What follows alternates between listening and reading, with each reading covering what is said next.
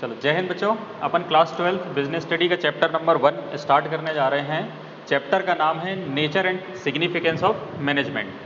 मतलब हिंदी में इसको बोलते हैं अपन प्रबंध की प्रकृति एवं महत्व। क्लियर है? Nature and significance of management Hindi में बोला जाता है प्रबंध की प्रकृति एवं महत्व। ठीक, चलो let's start the topic management. Management आपका दिया गया है मेन टॉपिक। मैनेजमेंट को हिंदी में क्या बोला जाता है? प्रबंध।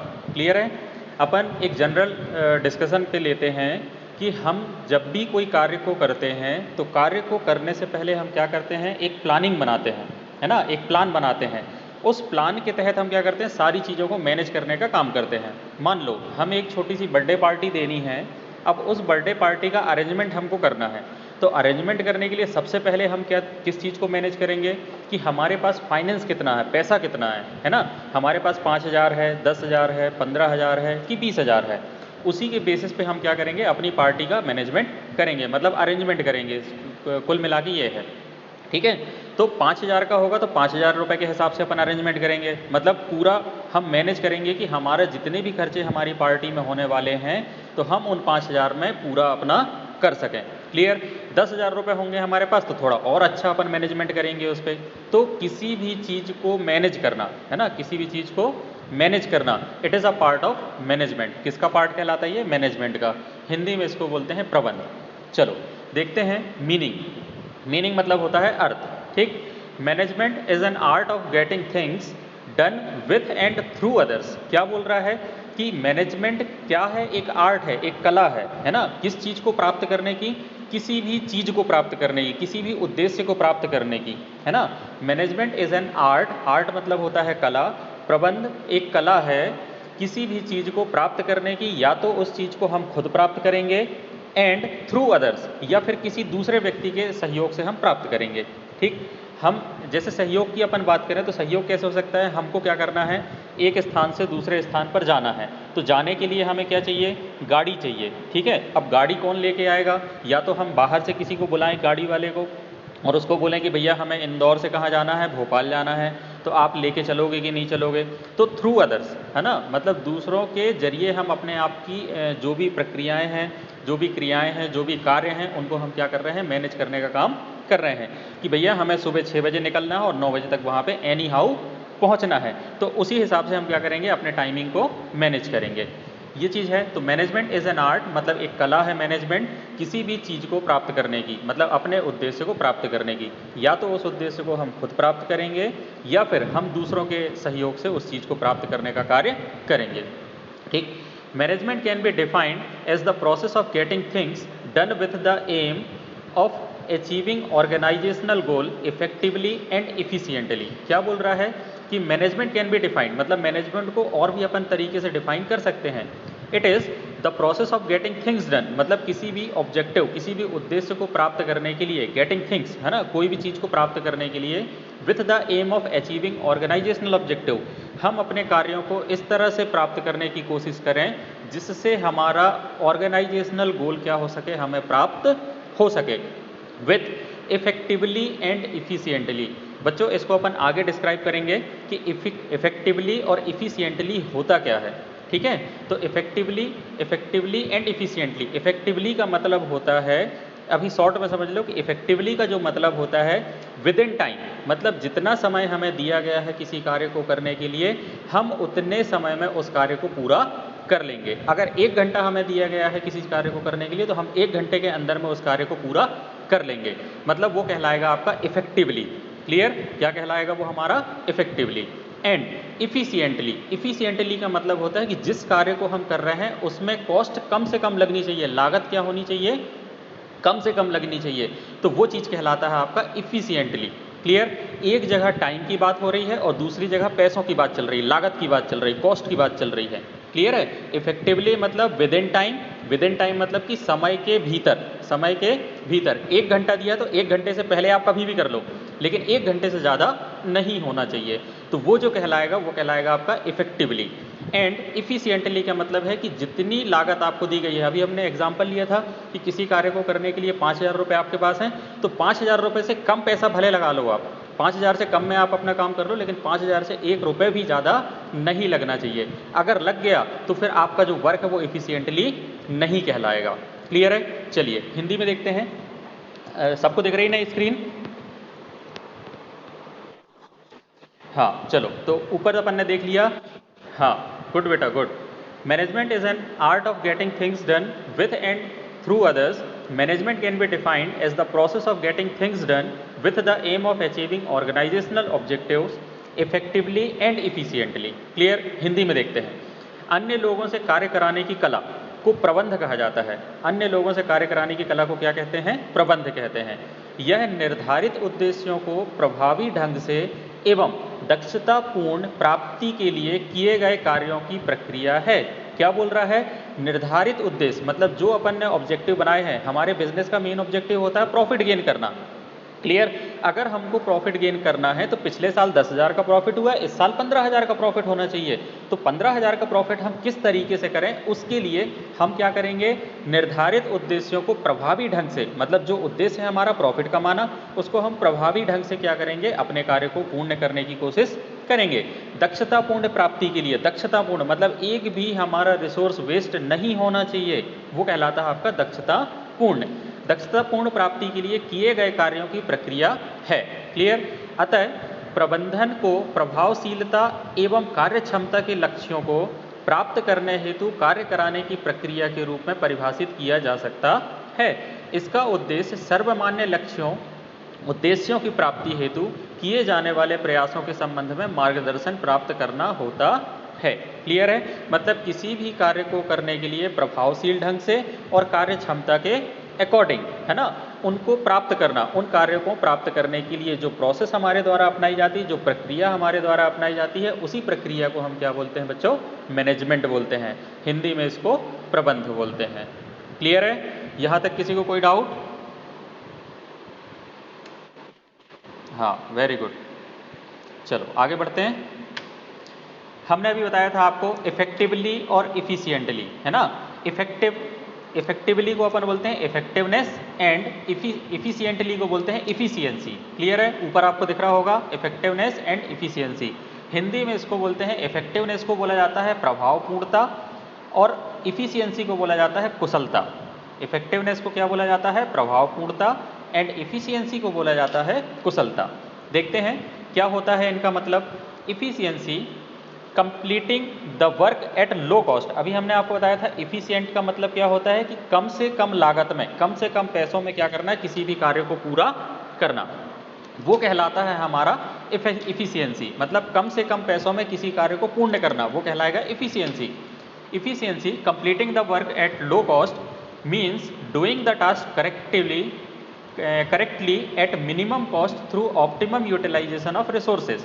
वाइल इफेक्टिवनेस, अब देखो क्या बोल रहा है कि किसी भी कार्य को इस तरह से करना जिससे उसमें कम से कम क्या लगे? लागत लगे। मिनिमम कॉस्ट बोल रहा है, मिनिमम कॉस्ट लगना चाहिए किसी भी उद्देश्य की प्राप्ति के लिए। और कम से कम लागत के साथ साथ उसमें क्या बोल रहा है? Minimum cost through optimum utilisation of resources. Optimum utilisation of resources का मतलब होता है कि हमारी प्रकृति में जो संसाधन है बच्चों, वो क्या है? सीमित मात्रा में है। क्लियर? कोयला कहाँ से निकलता है? ज़मीन से निकलता है। पेट्रोल कहाँ से निकलता है? ज़मीन से निकलता है ना। तो ज़मीन में भी तो भैया कुछ ना कुछ उसका लिमिटेड सोर्स होगा ना। ऐसा थोड़ा ना है कि वहाँ से भंडार भरा है तो अपन निकालते जाएं, है ना। वहाँ पे भी एक लिमिटेड मात्रा में रिसोर्स हैं। उन रिसोर्सों का हमको क्या करना है? अच्छे से यूटिलाइजेशन करना है, उनका उपयोग करना है। इसी चीज़ को बोला जाता है ऑप्टिमम यूटिलाइजेशन ऑफ रिसोर्सेज, मतलब संसाधनों का उच्चतम उपयोग, संसाधनों का उच्चतम उपयोग। वाइल आगे बढ़ते हैं। Efficiency completing the work at low cost means doing the task correctly at minimum cost through optimum utilisation of resources. While effectiveness का क्या मतलब है? अब इफेक्टिवनेस हमने बताया था कि work done with in time, मतलब समय सीमा के अंदर अगर अपन ने किसी भी कार्य को पूर्ण कर लिया है तो वो कहलाता है completing the work on time. Clear? मतलब विद इन टाइम हमने उस कार्य को पूरा कर लिया है। तो इन शॉर्ट इस चीज़ को अपन बोलेंगे इफेक्टिवनेस। क्या बोलते हैं? Effectiveness completing the work on time is concerned with end result means completing the task correctly with in stipulated time, मतलब जो समय हमें दिया गया है कि भैया 1 घंटे में किसी कार्य को पूरा करना है, 2 घंटे में किसी कार्य को पूरा करना है, 3 घंटे में किसी कार्य को पूरा करना है, तो जितने समय के लिए दिया गया है उतने समय में उस कार्य को हमें पूरा करना पड़ेगा। क्लियर है? आगे बढ़ते हैं। Although efficiency and effectiveness are different yet they are interrelated. क्या बोल रहा है कि दोनों जो टर्म हैं वो अलग अलग हैं, दोनों जो टर्म है वो क्या है, अलग अलग हैं। मतलब इफिशियंसी और इफेक्टिवनेस, हिंदी में इसको बोलते हैं अपन कुशलता एवं प्रभावपूर्णता। क्लियर? ये दोनों शब्द क्या हैं, अलग अलग हैं, लेकिन फिर भी ये एक दूसरे से क्या है, इंटर रिलेटेड हैं। बिजनेस में हम क्या करते हैं, कम से कम पैसों में अच्छा काम करो और जो समय सीमा हमें दी गई है उसी समय सीमा के अंदर उस कार्य को करना पड़ेगा। एग्जाम्पल के तौर पे हमें जैसे पढ़ाने के लिए मिले हैं 45 मिनट, आपको पढ़ाने के लिए कितने मिनट मिले हैं हमको, 45 मिनट। तो इस 45 मिनट है ना, इस 45 मिनट में हम क्या करेंगे बच्चों, आपको ज़्यादा से ज़्यादा टॉपिक क्या कर पाएंगे, कवर कर जाएं, ये हमारी कोशिश रहेगी, है ना। मतलब विद इन टाइम ज़्यादा से ज़्यादा हमको कोर्स कंप्लीट करवाना है। ठीक ऐसे ही जब हम कोई चीज़ को खरीदने के लिए जाते हैं, तो खरीदने के लिए जब हम गए तो हमारे पास मान लो 100 रुपये है, और 100 रुपये में हमको 3 आइटम लेके आने हैं, है ना, 3 चीज़ें लेके आनी, एक बिस्किट का पैकेट लेके आना है, एक टोस्ट का पैकेट लेके आना है, एक ब्रेड का पैकेट लेके आना है।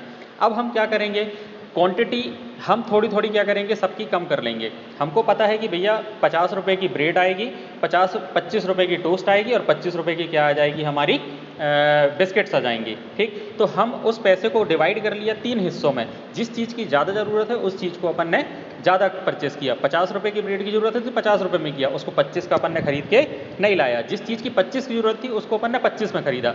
मतलब विद द मिनिमम कॉस्ट हमने हमारी तीनों चीज़ों को परचेस करके ले आए। क्लियर? ये होता है। तो एक दूसरे से ये दोनों चीज़ें क्या हैं, आपकी इंटर रिलेटेड होती हैं। इफिशियंसी और इफेक्टिवनेस दोनों अलग अलग शब्द हैं, लेकिन फिर भी ये एक दूसरे के क्या हैं, इंटर रिलेटेड हैं। It is important for management to maintain a balance between to.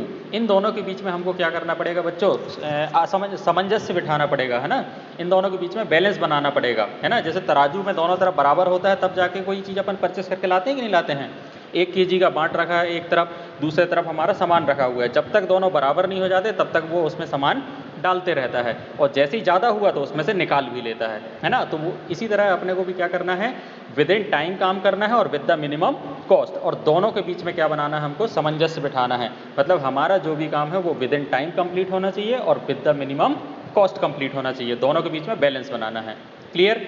चलिए हिंदी में इसको अपन देखते हैं, प्रभावपूर्णता बनाम कुशलता, है ना। मतलब इफेक्टिवनेस ऑब्लिक इफिशियंसी, इन दोनों के बीच में अंतर क्या होता है। तो हिंदी में देखते हैं अपन, अंतर का आधार में बोल रहा है अर्थ। ठीक, प्रभावपूर्णता का अर्थ क्या होता है, इसका अभिप्राय काम को समय पर पूरा करने से है, चाहे कितनी ही लागत क्यों ना लग जाए। अब वो बोल रहा है कि समय से पूरा कर लो चाहे लागत कितनी भी लग जाए, है ना। तो इस शब्द को अपन क्या बोलते हैं, इफेक्टिवनेस। हिंदी में बोला जाता है प्रभावपूर्णता। ठीक, इसके बाद बच्चों अभी केवल समझने में ध्यान देना, आप लिखने का कोई काम नहीं करना। लिखने के लिए हम ये नोट्स आपको प्रेषित कर देंगे, ठीक है। इसीलिए केवल अभी आप समझने का काम करना, लिखना नहीं। पहले समझ लो तो ऑटोमेटिकली चीज़ें आपको क्लियर हो जाएंगी। चलो आगे बढ़ते हैं।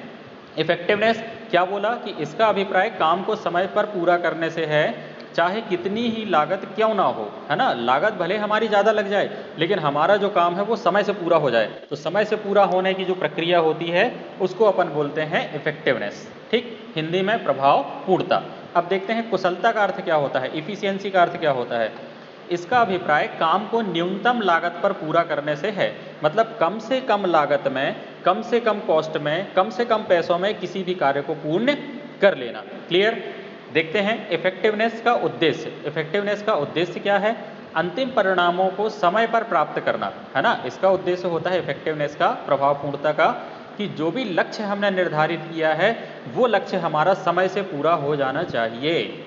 ठीक, फिर क्या बोल रहा है, लागत लाभ विश्लेषण करना। इसमें क्या बोल रहा है, एफिशिएंसी में, कुशलता में क्या बोल रहा है कि किसी भी कार्य को करने में कितना पैसा लगा, है ना, कितना पैसा लगा और उस पैसे को लगाने के बाद कितना लाभ हमको मिला, कितना प्रॉफिट हमें मिला। तो लागत लाभ का विश्लेषण कहाँ होता है, एफिशिएंसी के अंदर होता है। मुख्य केंद्र क्या होता है बच्चों इफेक्टिवनेस का और इफिशियंसी का? तो इफेक्टिवनेस का मुख्य केंद्र होता है समय, कि जो भी काम है वो समय पे पूरा होना चाहिए। और इफिशियंसी का क्या अर्थ होता है? लागत। क्लियर? कि जो भी है, जो भी कार्य हम करेंगे उसको कम से कम लागत में पूरा होना चाहिए। क्लियर है? चलिए आगे बढ़ते हैं। नेक्स्ट हमारा आएगा topic characteristics of management. Characteristics का मतलब होता है विशेषताएं या लक्षण। विशेषताएं या लक्षण, किस चीज़ की विशेषताएं और लक्षण? मैनेजमेंट की, प्रबंध की। क्लियर है? चलिए पहला हमारा आएगा गोल ओरिएंटेड प्रोसेस। गोल मतलब क्या होता है? एक उद्देश्य बनाया गया है, उस उद्देश्य को हमको क्या करना है? पूरा करना है। और बिजनेस का मेन उद्देश्य क्या होता है? प्रॉफिट गेन करना। क्या होता है? प्रॉफिट गेन करना। तो पहला हमारा आएगा गोल ओरिएंटेड प्रोसेस, मतलब उद्देश्यपूर्ण प्रक्रिया। एक निश्चित उद्देश्य की प्राप्ति के लिए किया जाने वाला कार्य हमारा क्या कहलाता है? मैनेजमेंट कहलाता है। नेक्स्ट बोल रहा है ऑल परवेसिव। ऑल परवेसिव मतलब होता है सर्वव्यापी, है ना, जो पूरे यूनिवर्स में चलता हो। मैनेजमेंट का काम केवल एक जगह नहीं होता, पूरे विश्व में चलता है और हर कोई करता है। हर कोई बंदा अपना अपना मैनेजमेंट करता है अपने अपने तरीके से, है ना। हमारे घरों का सबसे अच्छा मैनेजमेंट कौन करती हैं? हमारी मम्मी। कौन करती है? हमारी मम्मी। कोई भी सामान ख़त्म होने से पहले ही मम्मी बता देती है पापा को कि ये वाला सामान ख़त्म होने वाला है, आप इसको लेके आ जाओ, है ना। कभी ऐसा हुआ है कि हमारे घरों में कि हम खाना खाने बैठे हैं और मम्मी से हमने बोला कि मम्मी हमें एक रोटी और चाहिए, और अंदर से आवाज़ आए कि बेटा आज तो रोटी नहीं बन पाएगी? ऐसा होता है क्या? कभी नहीं होता है ना। आपने जिस टाइम पे जो चीज़ मांगी वो चीज़ आपको वहाँ पे मिल जाती है। मतलब हमारी जो मम्मी है सबसे अच्छी मैनेजर है हमारे घर की। क्लियर है?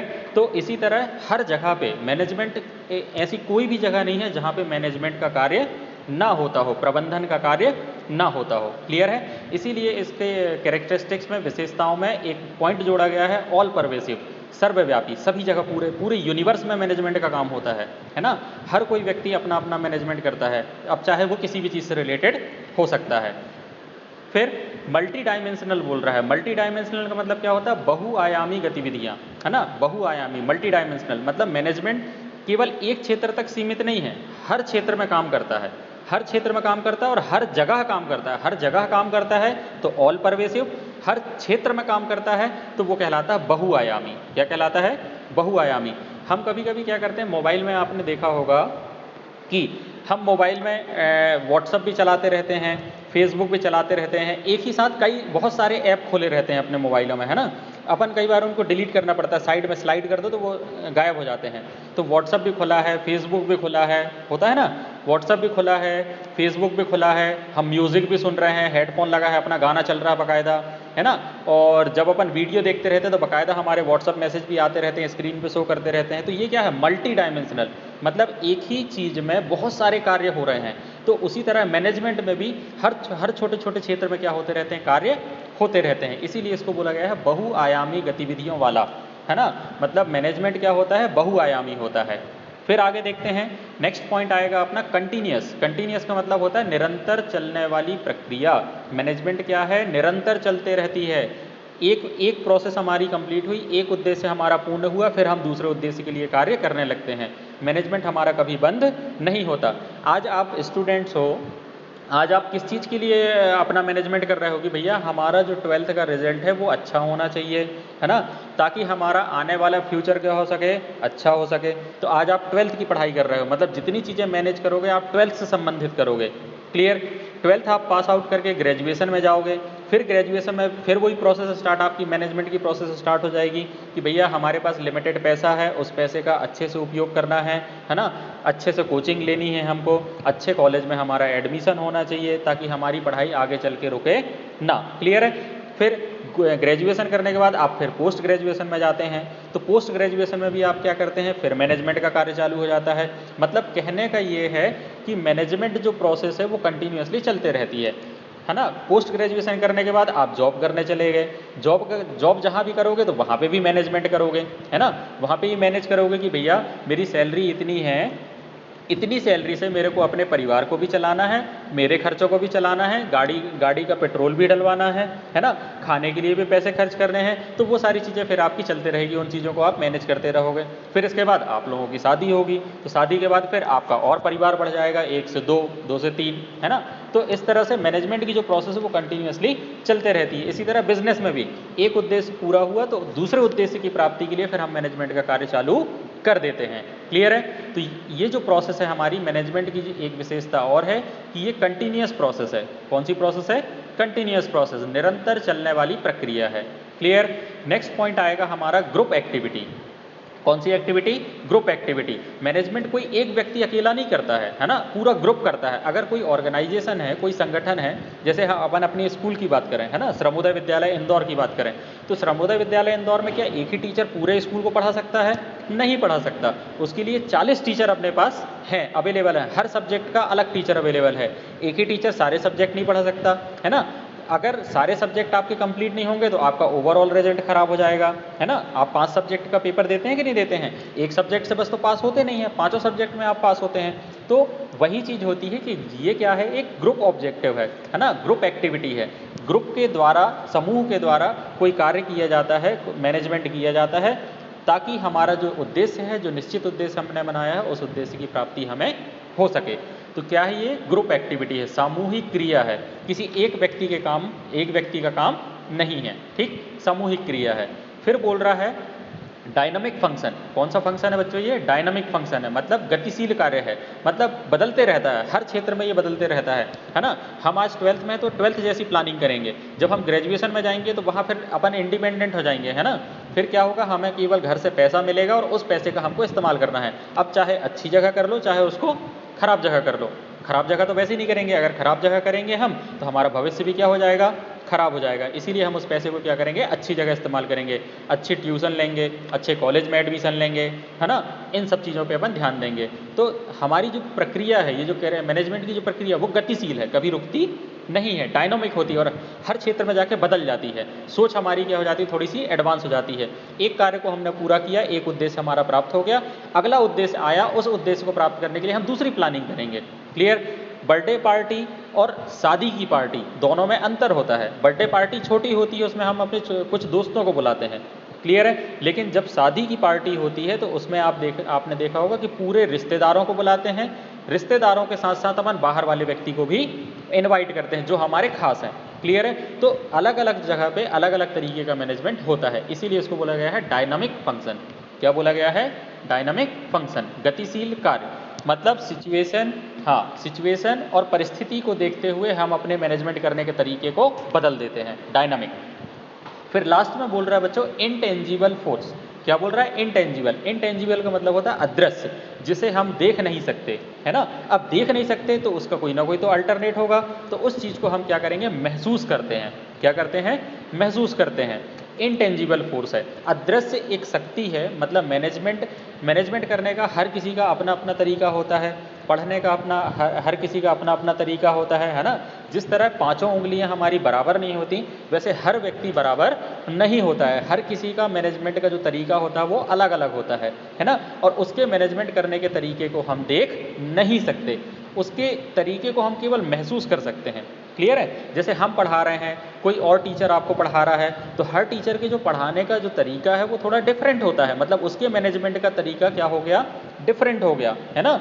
ये सारी चीज़ें हो गई, तो उस चीज़ को आप केवल महसूस कर सकते हो। क्या कर सकते हो? उसको महसूस कर सकते हो। हम कैसे मैनेज कर रहे हैं, क्या कर रहे हैं, वो आपको पता नहीं चलेगा, वो दिखता नहीं है, उसको आप महसूस कर सकते हो कि हाँ ये मेरे लिए अच्छा है और ये मेरे लिए खराब। क्लियर? वैसे खराब तो कुछ होता नहीं है, वो अपने सब मन की बातें होती हैं, जहाँ पे अपन क्या करते हैं, नेगेटिव सोचना चालू कर देते हैं। नेगेटिव सोचा तो खराब हो गया, पॉजिटिव सोचा तो अच्छा हो गया। क्लियर है? तो ये 7 पॉइंट हैं हमारे कैरेक्टरिस्टिक्स ऑफ मैनेजमेंट के।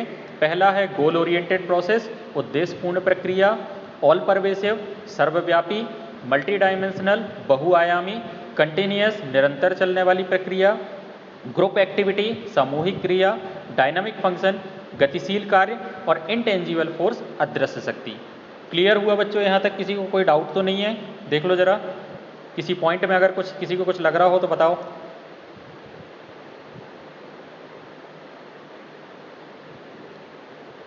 इन पॉइंट्स में किसी को कोई डाउट तो नहीं है? क्या क्या बेटा? Multi dimensional. हाँ बेटा हाँ। गर्भित एक काम करना, जितने लोग जुड़े हुए हैं ना अपने ग्रुप में, हाँ उनकी लिस्ट आ रही होगी आपके मोबाइल में, उसका स्क्रीनशॉट ले लेना ज़रा पूरे लोगों का।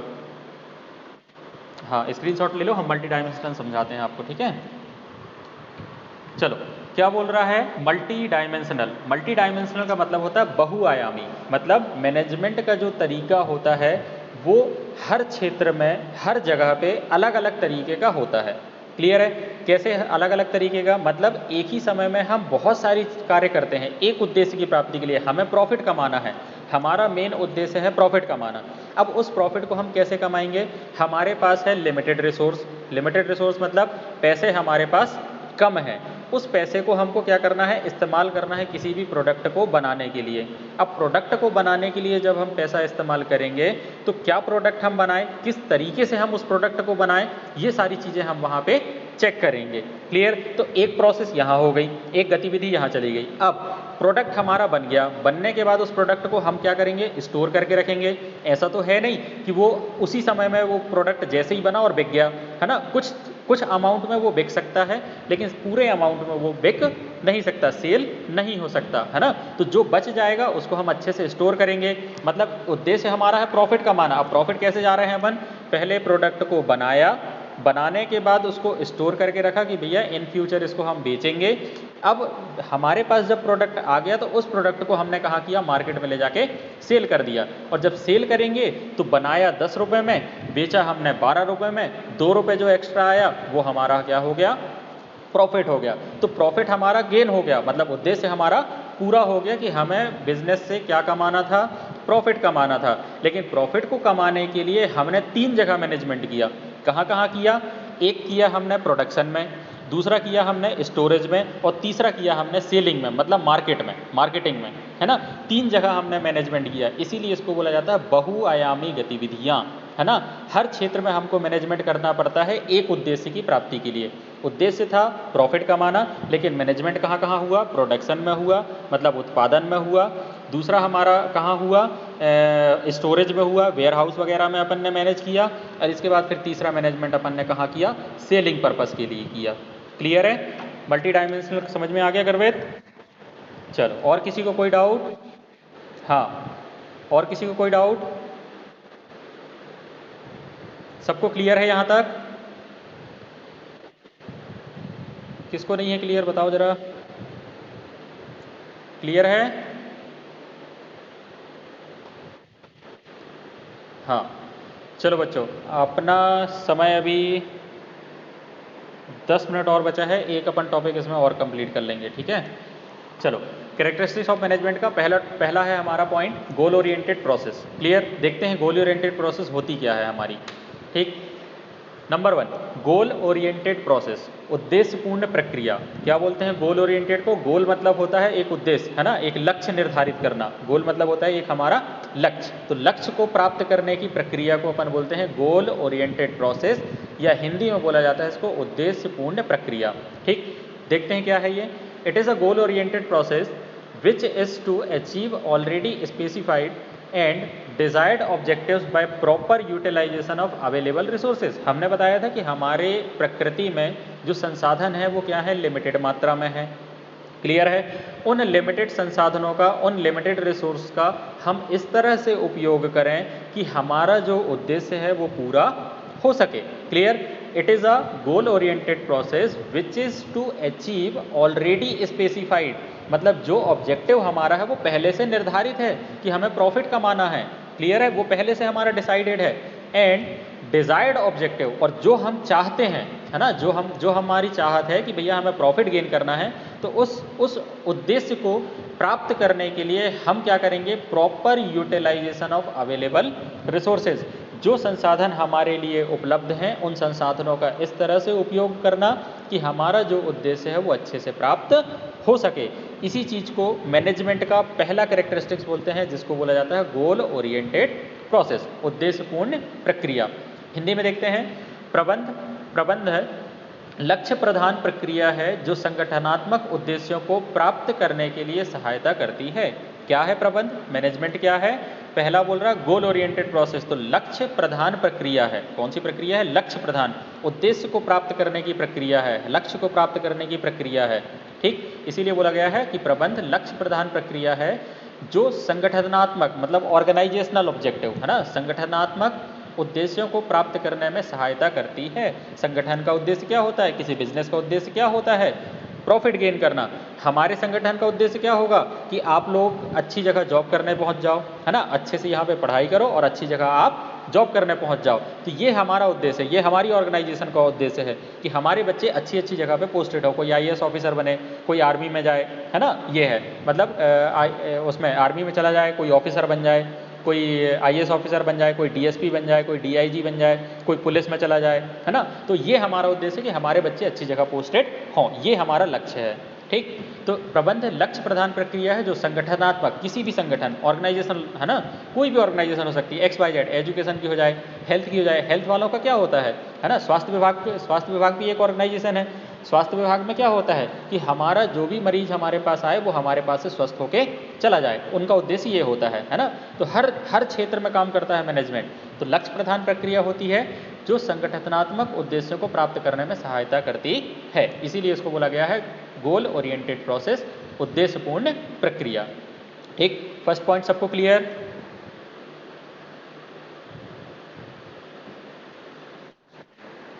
Very good.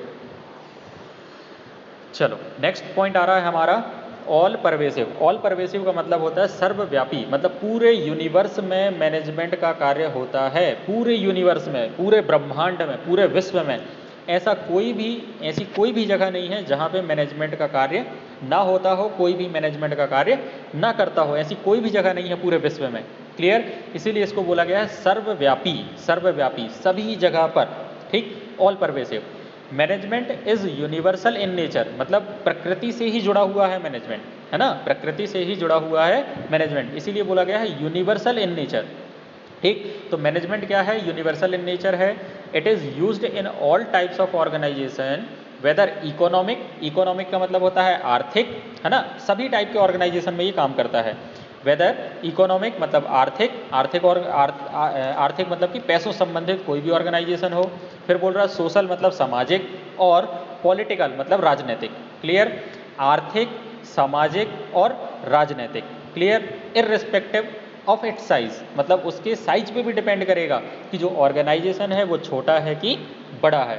क्लियर है? एंड लोकेशन, लोकेशन मतलब जगह, जगह का भी फर्क होगा कि अपन सिटी में कर रहे हैं मैनेजमेंट कि गांव में कर रहे हैं। अगर गांव में करोगे तो संसाधन कम मिलेंगे, लेकिन शहर में करोगे तो संसाधन अधिक मात्रा में मिलेंगे, उस तरीके का फिर हम मैनेजमेंट करेंगे। ठीक, and location and at each and every level, और हर जगह पे और हर लेवल पे, हर जगह पे और हर लेवल में। क्लियर? ये काम करता है। तो मैनेजमेंट क्या है आपका? ऑल परवेसिव है, सर्वव्यापी है। Management is universal in nature है। It is used in all types of organisation, whether economic, social, political, irrespective of its size, nature and location and at each and every level, मतलब सभी जगह पर management का कार्य किया जाता है, चाहे वो आर्थिक जगह हो, चाहे वो सामाजिक जगह हो, चाहे वो राजनीतिक जगह हो। क्लियर है? और साइज इसका डिफर करता है। अगर छोटा होगा साइज ऑर्गेनाइजेशन का तो मैनेजमेंट कम छोटे लेवल पर होगा, अगर साइज बड़ा होगा तो क्या होगा वहाँ पे? बड़े लेवल पर। हेलो, हाँ अब आ रही है? हेलो, आने लगी अब? अच्छे से नहीं आ रही? एक मिनट, अब आई?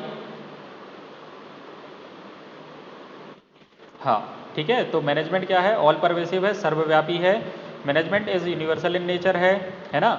ये सभी टाइप के ऑर्गेनाइजेशन में काम करता है, चाहे ऑर्गेनाइजेशन इकोनॉमिक हो, आर्थिक हो, सोशल हो मतलब सामाजिक हो, और पॉलिटिकल हो यानी राजनीतिक हो। और साइज पे भी डिफर करेगा कि छोटी है ऑर्गेनाइजेशन की बड़ी है। नेचर पे भी डिपेंड करेगा कि किस चीज़ का व्यवसाय वहाँ पे किया जा रहा है, उस ऑर्गेनाइजेशन में किस तरह का कार्य किया जा रहा है, वो कहलाता है उसका नेचर। एंड लोकेशन मतलब किस जगह पर है, सिटी में है कि गाँव वाले एरिए में है। Eight each and every level, और हर जगह पर और हर लेवल में मैनेजमेंट का कार्य किया जाता है।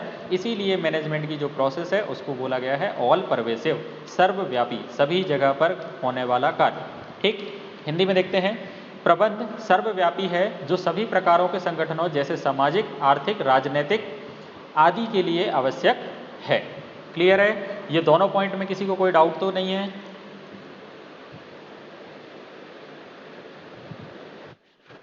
चलो, सबको क्लियर हो गया यहाँ तक?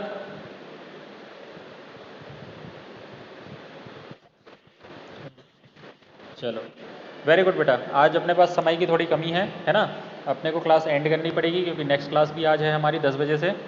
तो अभी अपन 2 ही पॉइंट कवर करते हैं। अपने टोटल कितने पॉइंट हैं? 7 पॉइंट हैं, जिसमें से अपन ने कैरेक्टरिस्टिक्स ऑफ मैनेजमेंट में गोल ओरिएंटेड प्रोसेस कंप्लीट कर लिया है। ऑल परवेसिव वाला पॉइंट अपन ने कंप्लीट कर लिया है। ठीक, नेक्स्ट क्लास में अपन देखेंगे multi dimensional continuous process, group activity, dynamic function और इंटेंजिबल फोर्स के बारे में। क्लियर है? तब तक के लिए बच्चों, जय हिंद।